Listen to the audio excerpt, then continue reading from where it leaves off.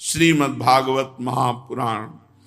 भगवान श्री कृष्णचंद्र जी से उद्धव जी प्रश्न करते हैं, यथा त्वमारविन्दाक्ष यादृशं वा यदात्मकं ध्यायेन् मुमुक्षुरे तन्मे ध्यानं त्वं वक्तुमर्हसि। उद्धव जी ने पूछा, त्वाम अरविंदाक्ष, हे कमल नयन श्याम सुंदर, आप कृपा करके बताइए कि जो संसार से मुक्त होना चाहता है मुमुक्ष पुरुष, वो आपका किस रूप से किस प्रकार से ध्यान करे। भगवान श्री कृष्ण ने कहा, प्रिय उद्धव, ध्यान के लिए जो भूमि होनी चाहिए वो सम होनी चाहिए, टेढ़ी बेढ़ी नहीं होनी चाहिए। जिसमें आसन लगा के बैठा जाए वो भूमि सम होनी चाहिए, ना बहुत ऊंचा आसन हो ना बहुत नीचा आसन हो, समान हो बराबर भूमि पर। और आसन पर बैठे शरीर को सीधा रख करके आराम से जिसमें बैठा जा सके, सुखासन, पद्मासन, सिद्धासन, ऐसे आसनों पे आराम से बैठ जाए और हाथों की हथेलियां पैर की गांठों पर ऐसे, और या फिर अपनी गोद में ऐसे। दो ही पद्धति है ध्यान की, या तो ऐसे और या ऐसे, और सीधा मेरुदंड एकदम सीधा, आसन समान, ऊंचा नीचा नहीं। ऐसे बैठ जाए और बैठकर फिर नासिकाग्र दृष्टि करे। यहां अगर ब्रह्मचारी नहीं तो फटने लगेगा, यहां दर्द होने लगेगा, अंदर परेशानी पैदा हो जाएगी। ब्रह्मचारी है तो कुतकुताहट होने लगेगी, धीरे धीरे आनंद बढ़ने लगेगा। यहां दृष्टि रखो, नासिकाग्र। बहुत एकाग्रता होती, इससे बहुत लाभ मिलता है। अपने लोगों ने घंटों रखा है नासिकाग्र दृष्टि, और चलते हुए भी चल रहे नासिकाग्र दृष्टि रखते हुए गंगा की रेती पर देखो, यहां दृष्टि रखकर देखो नासिकाग्र, और उसी के सामने मंत्र लिखो, करो ध्यान। आसन पे बैठो, मेरुदंड सीधा, या तो गोद में ऐसे हाथ सीधे या फिर ऐसे। नासिकाग्र दृष्टि, नींद तो आएगी ही नहीं, नासिकाग्र दृष्टि में नींद थोड़ी आएगी। ध्यान करना है तो भगवान आदेश कर रहे हैं कि ऐसे ध्यान करो। न नाम सदसम ध्यानम, चलो रूप का तो भगवान अभी वर्णन करेंगे, नाम का ही ध्यान। तो नासिकाग्र में दृष्टि रख के राधा लिखो, सामने देखो राधा लिखा हुआ है, बार बार राधा राधा, तेजो में राधा, राधा नाम, नासिकाग्र दृष्टि। चक्कर आ जाएगा अगर ब्रह्मचारी नहीं हो तो। ब्रह्मचर्य इसमें चाहिए, नहीं ये सब दर्द करने लगेंगे, आज्ञा चक्र में दर्द शुरू हो जाएगा। इसीलिए नाम जप करो। पर यहां उद्धव जी ने प्रश्न किया तो भगवान उत्तर दे रहे, नासिकाग्र में दृष्टि जमावे, फिर इसके बाद पूरक, कुंभक, रेचक, ये प्राणायाम करें। जैसे सर्दी का समय है तो सूर्य नाड़ी से पूरक शुरू करें। पूरक होता है खींचना। 5 मंत्र शरणागत मंत्र से खींचा, अंगूठा दाहिनी नाक के ऊपर है, खुली हुई बिल्कुल ऐसे रखा हुआ है, आराम आराम से खींचा, फिर रोक लिया। इसे कुंभक कहते हैं। रोक करके कम से कम 10 मंत्र जपे, ऐसे रोक लिया। फिर धीरे से बाईं नाक से निकाले, इसे रेचक कहते हैं, ऐसे। फिर पूरक, कुंभक, रेचक, इस पद्धति से 10 प्राणायाम अभी, फिर 3-4 घंटे बाद 10 प्राणायाम, फिर 3-4 घंटे बाद 10 प्राणायाम, 30 प्राणायाम यदि 1 महीने तक किया जाए तो प्राणवायु संयमन में आ जाती है। प्राणवायु सूक्ष्म होने लगती है। प्राणायामों का नाड़ियों के द्वारा शोधन करें, फिर प्राणायाम का धीरे धीरे अभ्यास बढ़ाता चला जाए। 90 प्राणायाम किए, कई वर्ष अन्न नहीं पाया, आलू गुड़ दूध, गांव में यही फलाहार में मिलता था, थोड़ी आलू भुनी हुई या उबली हुई, थोड़ा दूध थोड़ा गुड़, बस ऐसे कई वर्ष तक करना। पर प्राणायाम के में बहुत अपार सामर्थ्य। गंगा स्नान करके पद्मासन लगा के जो प्राणायाम खींच के करते थे, पसीना पसीना पूरे शरीर में आ जाता था।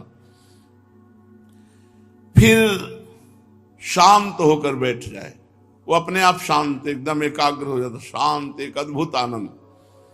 फिर हृदय में ध्यान करे, कमल नालगत पतले सूत के समान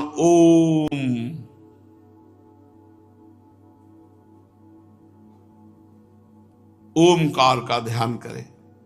फिर प्राणों को धीरे धीरे ऊपर खींचे, यौगिक क्रिया। फिर एक ऐसा भाव करे कि खोपड़ी में जैसे घंटा बज रहा हो, ऐसे घंटा नाद अंदर हो रहा है, ऐसा चिंतन करे, वैसे सुनाई देने लगेगा। फिर उस घंटा नाद के स्वर का ताता न टूटने पावे, टन टन टन, जैसे ऐसे नहीं, वैसे दिमाग में वैसे भर गया। अरे सब योगियों के अभ्यास है, तुम्हें तो राधा राधा चिंतन करना है। फिर 30 प्राणायाम, ये जो लिखा है भगवान की कृपा से साधना नैष्ठिक ब्रह्मचर्य में ही हुई है।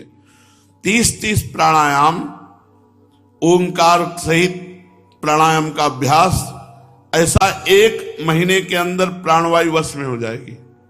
सैनपुर में जब थे तो भी कई बार ये तो अनुष्ठान थे, और नित्य प्राणायाम तो होता ही था, यहां तक हुआ है धाम तक। जो राधाचरण जी ने कहा फट जाएगी किडनी आपकी, जो जितनी फूली हुई है इसको डिस्टर्ब मत कीजिए, तो सब बंद कर दिया। आसन, प्राणायाम, सिर के बल खड़े होना, ये सब बंद हो गया।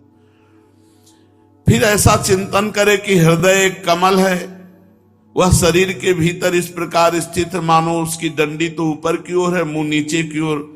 फिर ध्यान करे कि अब वो हृदय कमल खिल रहा है, अब डंडी नीचे की तरफ जा रही है, कमल ऊपर की तरफ खिल कर आ रहा है। फिर उसके बीच में, कमल की पंखुड़ियों के बीच में पीली पीली अत्यंत सुकुमार कर्णिका है, और कर्णिका के आप चारों ओर जो पंखुड़ियां है वो सूर्य चंद्रमा के समान तेजस्वी हैं। सूर्य चंद्रमा अग्नि का न्यास करना। तदनंतर अग्नि के अंदर देखे कि भगवान का बड़ा सुंदर रूप खिल रहा है, प्रकाशित हो रहा है। मेरे अवयवों की गठन बड़ी ही सुडौल है, मेरे रोम रोम से शांति टपकती है, मुख कमल अत्यंत प्रफुल्लित और सुंदर है, घुटनों तक लंबी मनोहर 4 भुजाएं हैं, बड़े ही सुंदर और मनोहर गर्दन है, मरकत मणि के समान सुस्निग्ध कपोल है, मुख पर मंद मंद मुस्कान की अनोखी छटा है, दोनों कान बराबर, उनमें मकराकृत कुंडल झिलमिल झिलमिल कर रहे हैं, वर्षाकालीन मेघ के समान श्यामल शरीर पर पीतांबर फहरा रहा है, श्रीवत्स एवं लक्ष्मी जी का चिन्ह वक्षा स्थल पर दाएं बाएं विराजमान है। हाथ में क्रमशः शंख चक्र गदा एवं पद्म धारण किए हुए हैं, गले में वनमाला लटक रही, चरणों में नूपुर शोभा दे रहे, गले में कौस्तुभ मणि जगमगा रहे, अपने अपने स्थान पर चमचमाते हुए किरीट, कंगन, करधनी, बाजूबंद शोभायमान हो रहे हैं। मेरा एक एक अंग अत्यंत सुंदर एवं हृदयहारी है, सुंदर मुख, प्यार भरी चितवन कृपा प्रसाद की वर्षा कर रही है। उद्धव, मेरे इस सुकुमार रूप का ध्यान करना चाहिए और अपने मन को एक एक अंग में मेरे लगाना चाहिए। बुद्धिमान पुरुष को चाहिए कि मन के द्वारा इंद्रियों को उनके विषयों से खींच ले और मन को बुद्धि रूपी सारथी की सहायता से मुझ में ही लगा दे, चाहे मेरे किसी भी अंग में क्यों ना हो। जब सारे शरीर का मेरा ध्यान होने लगे तब अपने चित्त को खींच कर एक स्थान में स्थिर करे और अन्य अंगों का चिंतन छोड़ दे, बस केवल मेरे मुख को देखे, मंद मंद मुस्कान की छटा से युक्त मेरे मुख का ही ध्यान करे। जब चित्त मुख में ठहर जाए तब वहां से हटाकर आकाश में स्थिर करे। तदनंतर आकाश का चिंतन भी त्याग कर मेरे स्वरूप में आरूढ़ हो जाए, मेरे सिवा किसी भी वस्तु का चिंतन ना करे। जब इस प्रकार चित्त समाहित हो जाता है तो एक ज्योति दूसरी ज्योति से मिलकर एक हो जाती है। वैसे ही अपने में मुझे और मुझ सर्वात्मा में अपने को अनुभव करने लगता है। जो योगी इस प्रकार तीव्र ध्यान योग के द्वारा मुझ में ही अपने चित्त का संयम करता है, उसके चित्त से वस्तु की अनेकता, तत्संबंधी ज्ञान और उनकी प्राप्ति के लिए होने वाले कर्मों का भ्रम शीघ्र ही निवृत्त हो जाता है। भगवान श्री कृष्ण ने कहा, प्रिय उद्धव, जब साधक इंद्रियां, प्राण और मन को अपने वश में करने लगता है तो उसके पास सिद्धियां आने लगती हैं। जो इंद्रियों पर विजय प्राप्त किए, मन पर विजय प्राप्त किए, प्राणों पर विजय प्राप्त किए और तन्मय है भगवत प्राप्ति के लिए, तो उसको गिराने के लिए सिद्धियां आती हैं। ये सिद्धियां स्वीकार करना कोई अच्छी बात नहीं है। जो भगवत प्रेमी महात्मा जन है वो इसे स्वीकार नहीं करते। उद्धव जी ने कहा, कौन सी धारणा करने से किस प्रकार कौन सी सिद्धि प्राप्त होती है, सिद्धियों की संख्या कितनी है, योगियों को आप ही तो सिद्धियां देते हैं, इसलिए आप कृपा करके वर्णन करें। भगवान श्री कृष्ण ने कहा, प्रिय उद्धव, धारणा योग के पारगामी योगियों ने प्रधान 18 प्रकार की सिद्धियां बताई हैं। उनमें 8 सिद्धियां तो प्रधान रूप से मुझ में ही रहती हैं और दूसरे योगियों में सतोगुण का जब विकास होता है तो ये 10 सिद्धियां प्रकाशित होती हैं। 3 सिद्धियां शरीर की हैं, अणिमा, महिमा, लघिमा। इंद्रियों की एक सिद्धि है प्राप्ति। लौकिक और पारलौकिक पदार्थों के इच्छानुसार अनुभव कराने वाली सिद्धि का नाम प्राकाम्य। माया और उसके कार्यों के इच्छानुसार संचालित करना ईशिता नाम की सिद्धि। विषयों में रहकर भी उनमें आसक्त न होना वसिता नाम की सिद्धि। जिस जिस सुख की कामना करे उसकी सीमा तक पहुंच जाना कामावसायिता नाम की 8वीं सिद्धि है। अणिमा, महिमा, लघिमा, प्राप्ति, प्राकाम्य, ईशिता और वसिता और कामावसायिता, ये 8 सिद्धियां भगवान में रहती हैं। ये 8 सिद्धियां मुझ में स्वभाव से ही रहती हैं और जिन्हें मैं देता हूं उनको अंश में प्राप्त होती है। इनके अतिरिक्त और भी कई सिद्धियां हैं, जैसे बिना खाए पिए बहुत समय तक रहना, भूख प्यास आदि के वेगों का बिल्कुल भी प्रभाव न पड़ना, जैसे बहुत दूर की वस्तु बैठे बैठे देख लेना, बहुत दूर की बातें सुन लेना, मन के साथ ही शरीर का उस स्थान पर पहुंच जाना। चिंतन किया, अमेरिका पहुंच गए बिना विमान के। मन के साथ जहां चिंतन गया वहां शरीर प्रकट कर देना, इच्छानुसार रूप बना लेना, दूसरे के शरीर में प्रवेश कर जाना, जब इच्छा हो तब शरीर छोड़ देना, अप्सराओं के साथ देव क्रीड़ा, दर्शन, ये सब संकल्प सिद्धियां योगियों को प्राप्त होती है। जो संयमी होते, जो जितेंद्री होते, सबसे बिना नन नच के आज्ञा पालन करा लेना, ये सिद्धि। कई रूप एक साथ प्रकट कर लेना, कई जगह एक ही रूप प्रकट कर लेना, यहां थे वहां थे वहां थे वहां थे, 10 जगह एक ही जगह मिलना। भूत भविष्य वर्तमान की बात जान लेना, पीछे क्या हुआ था, आगे क्या होगा, वर्तमान में तुम क्या सोच रहे हो, ये सब बातें सिद्धियों से। शीत उष्ण, सुख दुख, राग द्वेष, इन द्वंद्वों के वश में ना होना, दूसरे की मन की बात जान लेना, अग्नि सूर्य जल विष आदि की शक्तियों को स्तंभित कर देना, जल को स्तंभित करके पादुका पहन करके बिल्कुल सूखे की तरह जा रहा है, सूर्य के तेज को रोक देना और अग्नि को स्तंभित कर देना, ज्वाला में ऐसे जा रहा कहीं रुआ नहीं झुलसेगा उसका, और विष को पी लेना लेकिन कोई प्रभाव विष का नहीं पड़ेगा, उसकी शक्तियों को स्तंभित कर देना, किसी से कभी पराजित न होना, ये योगियों को सिद्धियां प्राप्त होती हैं। योग धारणा से जो सिद्धियां प्राप्त होती हैं उनका मैंने नाम निर्देशक के साथ वर्णन किया। अब किस धारणा से कौन सी सिद्धि प्राप्त होती है ये बतलाता हूं, सुनो। पंचभूतों की सूक्ष्मतम मात्राएं मेरा ही शरीर है। जो साधक केवल मेरे उसी पंचभूतात्मक शरीर की उपासना करता है और अपने मन को तदाकार बनाकर उसी में लगा देता है, मेरे तन्मात्रात्मक शरीर के अतिरिक्त और किसी भी वस्तु का चिंतन नहीं करता, उसे अणिमा नाम की सिद्धि प्राप्त होती है। अणिमा पत्थर में भी प्रवेश कर जाना, पहाड़ में भी प्रवेश कर जाना, इधर से उधर निकल जाना, जहां बिल्कुल छेद नहीं है वहां भी प्रवेश कर जाना, अणुता प्राप्त हो जाती है। अणिमा नाम की सिद्धि में वो घोर कठोर पत्थर में भी प्रवेश कर जाएगा और महातत्व के रूप में भी मैं ही प्रकाशित हो रहा हूं। उस रूप में समस्त व्यवहारिक ज्ञानों का केंद्र हूं। जो मेरे उस रूप में अपने मन को महत्वाकार करके तन्मय कर देता है, उसे महिमा नाम की सिद्धि प्राप्त होती है। महिमा नाम की सिद्धि वो कहीं भी जा सकता है।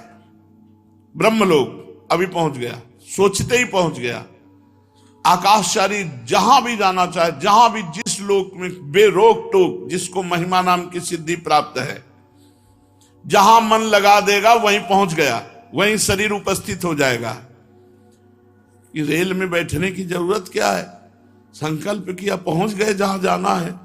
तो अब इसके लिए योग सिद्धि चाहिए, जितेंद्रियता चाहिए। जो योगी वायु आदि चार भूतों के परमाणुओं में मेरा ही रूप समझ करके चित्त को तदाकार कर देता, उसे लघिमा नाम की सिद्धि प्राप्त होती है। परमाणु रूप काल के समान सूक्ष्म वस्तु बनने की सामर्थ्य होती है। जैसे हनुमान जी महाराज अति लघु रूप धर्यो, परमाणु सबसे छोटी वस्तु है, मतलब आंखों से दिखाई नहीं देगा, इतना छोटा रूप धर करके जा। अति लघु रूप धर्यो हनुमाना, पैठा नगर सुमिरी भगवाना। ये लघिमा नाम की सिद्धि की मतलब आंखों से दिखाई ही नहीं देगा, इतना सूक्ष्म रूप धारण करके जाया जा सकता है। जो सात्विक अहंकार को मेरा स्वरूप समझकर मेरे उसी रूप में चित्त की धारणा करता है, वह समस्त इंद्रियों का अधिष्ठाता हो जाता है। मेरा चिंतन करने वाला भक्त इस प्रकार प्राप्ति नाम की सिद्धि प्राप्त करता है। प्राप्ति, जो सोचे वो प्राप्त हो जाए, जो सोचे वो तत्काल प्राप्त हो जाए। प्राप्ति नाम की, उसे कोई अप्राप्त नहीं, जो सोचे वो प्राप्त हो जाए। जो पुरुष मुझ महत्वाभिमानी सूत्रात्मा में अपना चित्त स्थिर करता है, उसे अव्यक्त जन्मात्मा सूत्रात्मा की प्राकाम्य नाम की सिद्धि प्राप्त होती है। इच्छा अनुसार जो भोगना चाहे वो तत्काल भोग उपस्थित है और भोगे, जितने काल तक भोगना चाहे भोगे।